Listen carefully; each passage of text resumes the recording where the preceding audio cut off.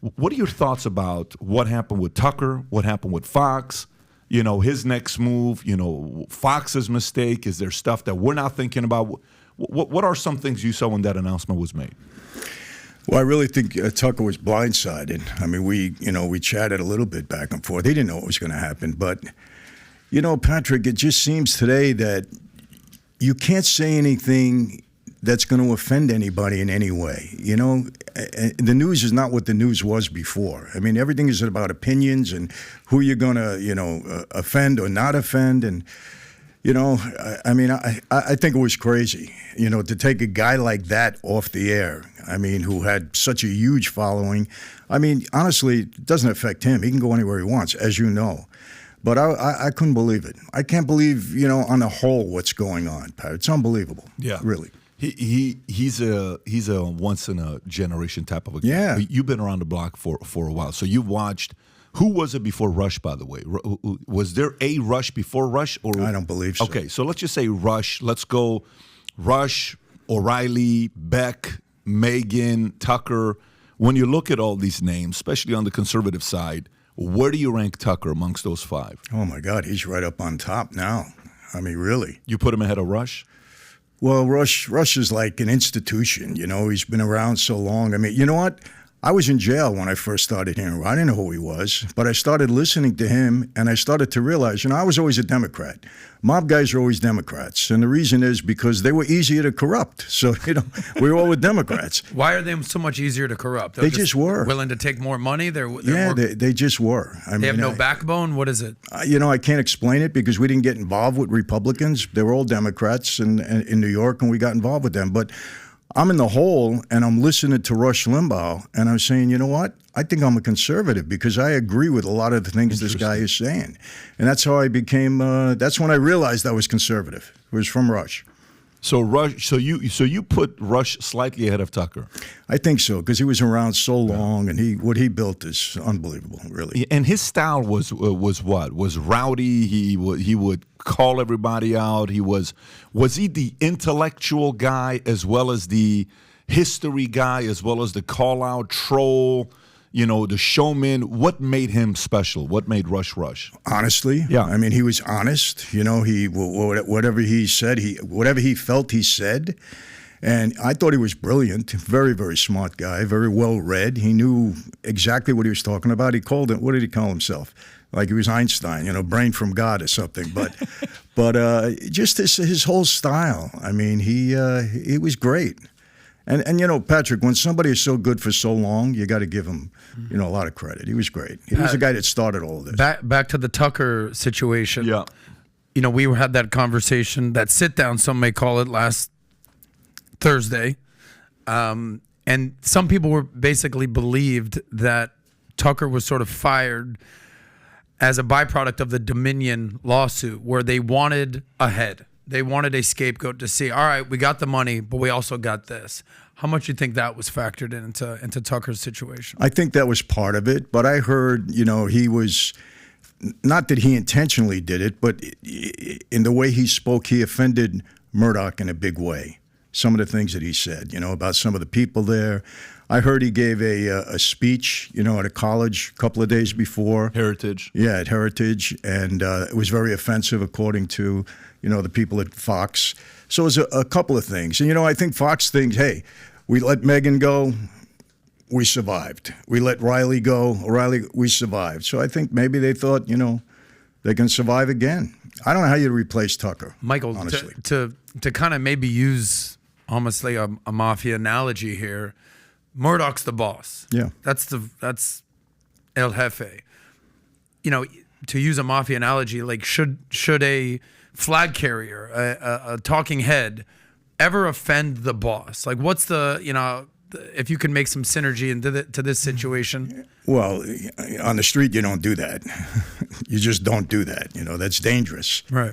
But, you know, you're talking about corporate America. It shouldn't be like that. And he didn't do this to offend the boss. He just spoke what he felt to be true.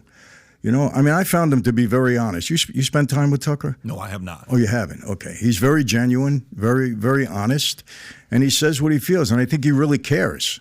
He really does, because we talked off camera about certain things, and he, didn't mean to be offensive. He just spoke his piece.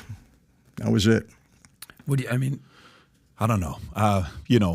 If the guy is the guy at the top of the company you're at that you're paying, 9 out of 10 times you're going to have problems if you're going to do it that way. To me, the way to do it is to do it to his face, not behind. Like anytime I've had issues with the guy that I am working for, right? Mm-hmm. I've had bosses in my life. I had an issue with one time with this one lady I was working with. She was about to make a very bad decision, terrible decision. And it had to do with one of our friends, you met him before, who lived in France for 7 years, who has a great accent, and you've spent a lot of time with him. He likes to walk around with no clothes on. He likes to walk around with no clothes on. So one day, I get a word that he's about to lose a lot of money. And she was making a decision because from the top, it was kind of being influenced for her to do so. Everybody that was working with this lady was not supportive of the decision she was about to make. I called her up. I said, can I meet you guys at the house tonight at midnight? I go to the house at midnight. We have a 2-hour conversation. I said, look, I'm going to give you my argument. I think you're making a terrible decision here, but I don't want to do it in front of everybody. I want to just kind of do it privately to you, and hopefully you'll receive it, and then you do what you do with it. So I did. And she ended up actually not doing what she was going to do to that guy, which I got a lot of respect for the fact that she didn't do it, because she was reasonable enough to receive the argument. Mm-hmm. So to me, I think if you're going to do it, I would go one-on-one. Now, at the same time, on the flip side, we don't know the whole story.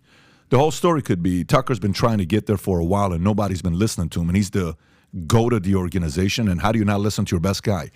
If an organization has a person like that, sometimes people talk. You don't have, like, if you ever read the book Principles, Ray Dalio, people would come in and they would say, we should do this in the company, we should do that in the company. You don't do this, and you don't do that, and you don't do this. He says there's a lot of people that want to tell you how to run a company, and they haven't earned the moral authority to tell you how to run the company. But there are certain people that have earned the right to tell you, feedback on blind spots the company may have. If there's anybody that had moral authority to give feedback to Fox, it was Tucker Carlson. So whether it was received or not, behind closed doors, it is what it is. The guy that did it right and had a lot of issues with the owner was Michael Jordan. Michael Jordan and Steve, Jerry Krause and Jerry Reinsdorf. The two Jerrys, he had issues with. He would always say, look, people come here to watch the players play, but we respect this and we respect that. And look what happened with Michael. Michael's a multi-billionaire today. Yeah. And so there's ways to handle it. I don't know the whole story behind closed doors, but if you're going to think you're going to find a once-in-a-generation type of a guy like Tucker, it's going to be hard to find a guy like that. But here's the deal. In mainstream media, who would you consider as the Yankees when it comes on to politics? CNN. You put CNN as Yankees over Fox? I mean, if you go to any airport, any mainstream outlet, they're going to have CNN on the TV. That's more affiliation, right? Gotcha. That's not. If you're talking numbers, if Fox. I'm talking numbers, yes. You're going to put Fox, right? Fox. Okay. Yeah, Who is the most hated organization in Major League Baseball? The Yankees. Who's the most hated NFL organization? Cowboys.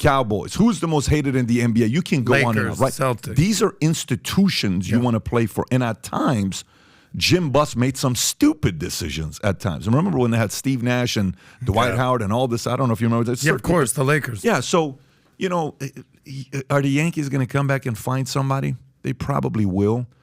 Is the audience going to come back, the audience that they lost? We don't know. There's an audience that's 65 plus that's maybe not going to convert to YouTube, maybe not going to convert to Spotify. You don't know that. Those people are wanting to come home and just go like this. They don't want to come home and go on YouTube, boom, stream to the computer, boom. They want to just be like, go to Fox, go to CNN. To that audience may be lost. To the audience that's going to convert and go find them, like people like us, we're going to go find them no matter where the guy goes. But the 65 plus, I don't know if they want to take 3 steps to go listen to the person. I think they want one step. What are you saying the future of Fox looks like at this point? I mean, if they lost their MJ, if they lost their Kobe. They're going to find somebody. Listen, Michael said it best. He says, no player is bigger than the NBA. And he was right. And let me ask you, you think, Murdoch is at a point in time where, economically he doesn't need anything. He's an older guy. Does he really care? So his audience dropped. Like you said, he figures out somebody will come, he'll replace it. This is the cycle. This is how it goes. Yeah, here's the only difference, though. This is the only thing where I think is problematic with this versus the NBA. Okay, so in the NBA, what changes? Styles change. like defense, like Frank Vogel was a defensive coach, let's just say. D'Antoni was a what? Offensive coach. We're going to score 138 points with Nash, Kobe, and them. Okay, so anyways, you kind of put these things where styles that play, right? But when it comes down to media, when Jerry Springer, who's a former mayor of Cincinnati, is doing his shows, the number one show on TV, he says, I want to start talking about serious issues. His producer says, what are you talking about? That's not you, man. You're supposed to entertain. Yeah. I want to start talking about serious issues. So for a minute, they allowed him to talk about serious issues. You know what happened to his viewers? They disappeared. Yeah. Because his viewers don't want to talk about serious issues. They want to laugh. They want to be like, oh, my God, did you see that guy? There's no way this guy it's not his baby. They want to see that. They want to see drama, right? Okay. So Fox, with the two new sons, the two sons, not new, they've been around for a minute, but the two sons, new owners, if they decide to change philosophically to go get an eyeball, they'll get destroyed. That's a complete different strategy. That's got nothing to do with Tucker Carlson. If you try to, like look at Elon. Elon brings this girl from... where'd that come from? Yeah.